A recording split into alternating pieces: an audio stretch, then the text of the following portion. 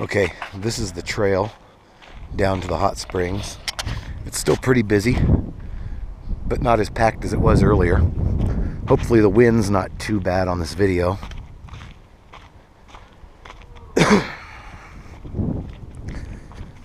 I actually made a little bit of a wrong turn. There's several ways to get to the actual trail.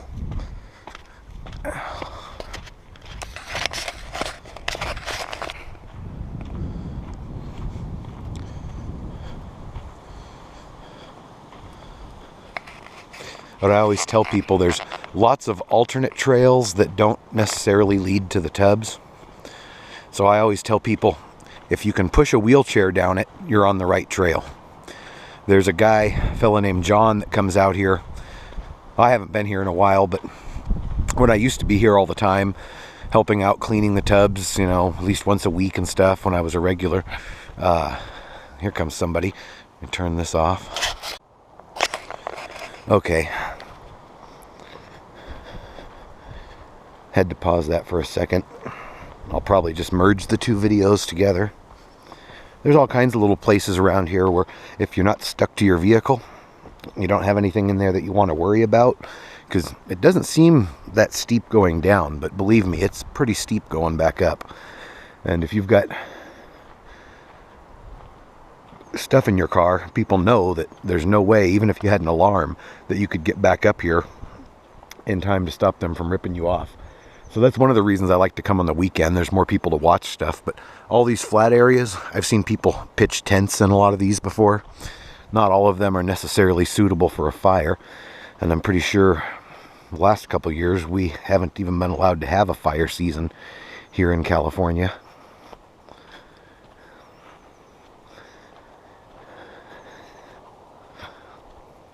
So I'm going to do this video of the trail going down, because going back up not only takes a lot longer, but I will be huffing and puffing.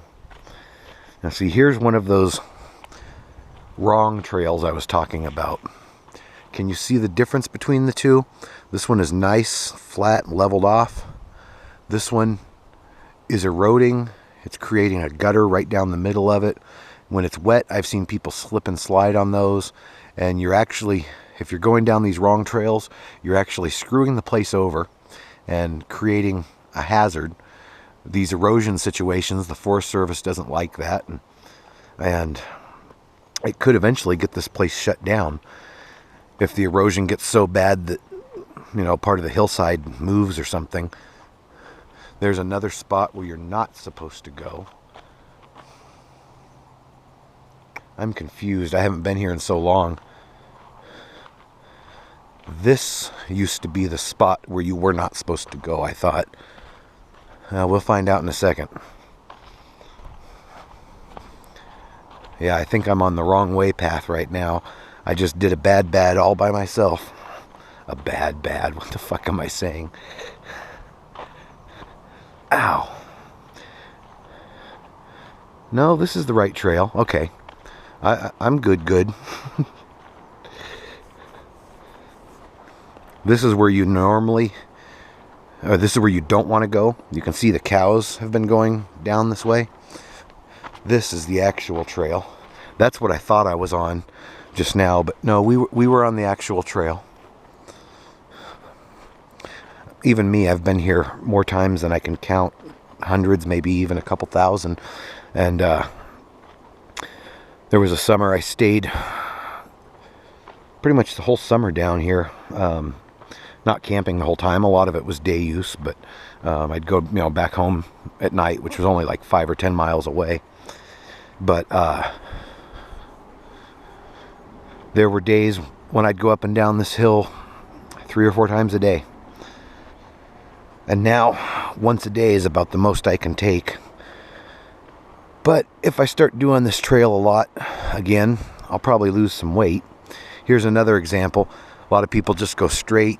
You don't want to go straight. You want to stay on the actual trail. And this right here, I don't know if you can see. These are rain gutters. They're to keep the water running off the trail and not on it or across it. As long as you keep seeing those rain gutters, that have been cut by a shovel, then you know you're on the correct trail. There used to be some chairs right here. I don't know what happened. And yes, you can take this shortcut because it's stepped in. But if you've got bad knees like I do, it's not always a good idea, especially coming up. Ow. Okay, we're going to turn this off here at the second set of stairs and start it back up.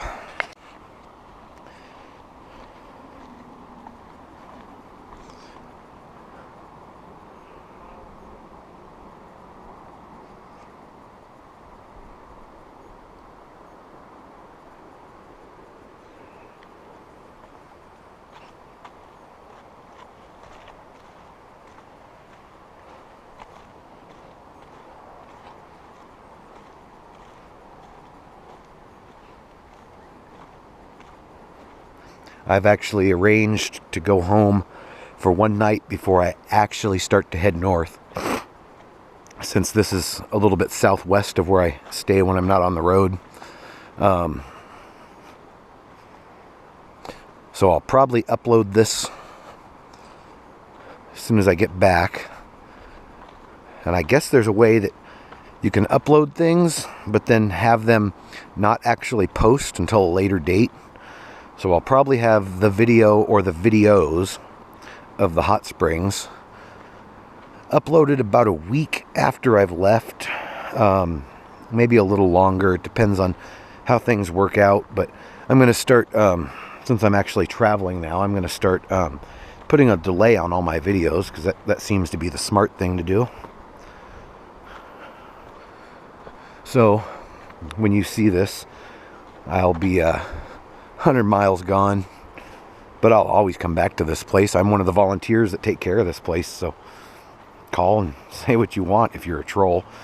Not going to bother me. I know all the Forest Service employees, all the local sheriffs. Some of them were even my forestry teachers at Bakersfield College, although a lot of those guys have retired by now. But I know at least one of them is still working up here. And they've introduced me to all the new people who took over. Okay, we're at the bottom of the steep hill. This is where it kind of levels out and goes to a second spot.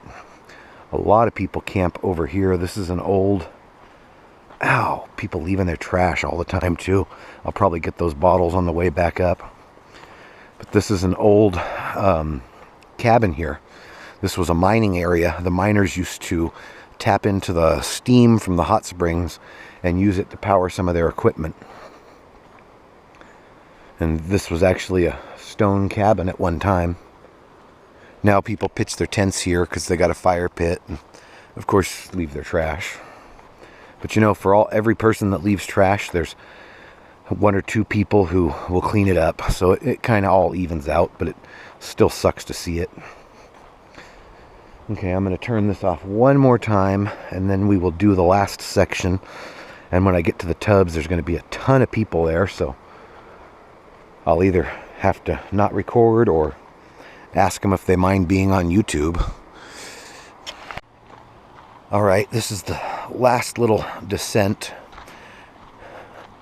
It kind of levels off back there by the cabin, and then we've got another maybe 50 yards or so downhill.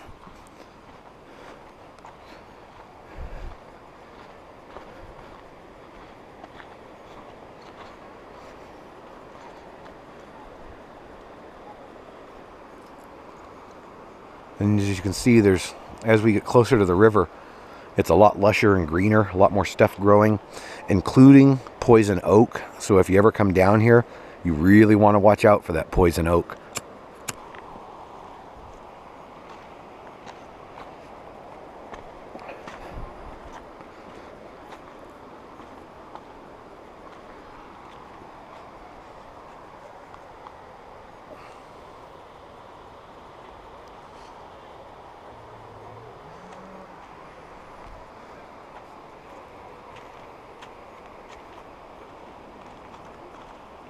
This is the first tub. It very rarely gets used. For the longest time it was overgrown, but it looks like I never get in it because it's surrounded by poison oak.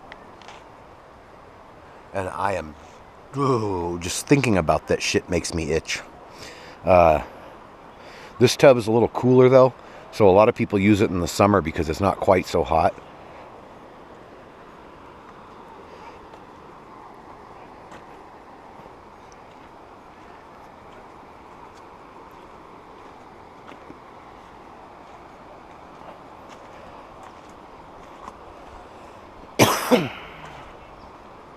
And we're going to turn this off one last time and then restart it. Right around that corner is the river and the actual hot tubs proper. Down there is another tent site. It's really nice if you can bring a vehicle that you can get away from and just bring all your stuff down here, pitch a tent, and then you wake up and you're right next to the springs. The springs are going to be so dirty right now because there's been so many people in them. I'll try to get another video tomorrow morning if I can get up early enough, but generally the springs are crystal clear unless they've had a lot of people soaking.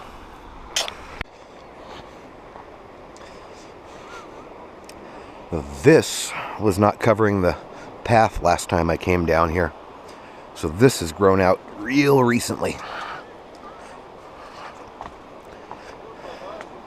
And this water trickling here, that's new. This was all dry years ago.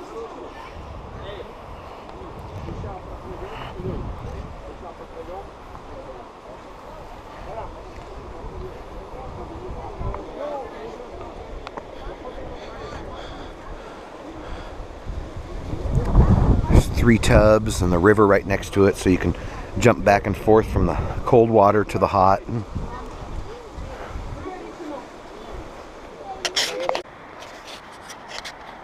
There's also a trail here that runs alongside the river down to a gigantic, I don't know, gravel bar, tailings pile, a little bit of both. And there's some really awesome campsites up there, plus a little bit of historical mining equipment that was left behind. Nothing major, just like some engines and such. The river's actually pretty low right now. There's so many people in the tubs, I don't even want to try to get in. I will, but I'm going to wait till a couple people leave first.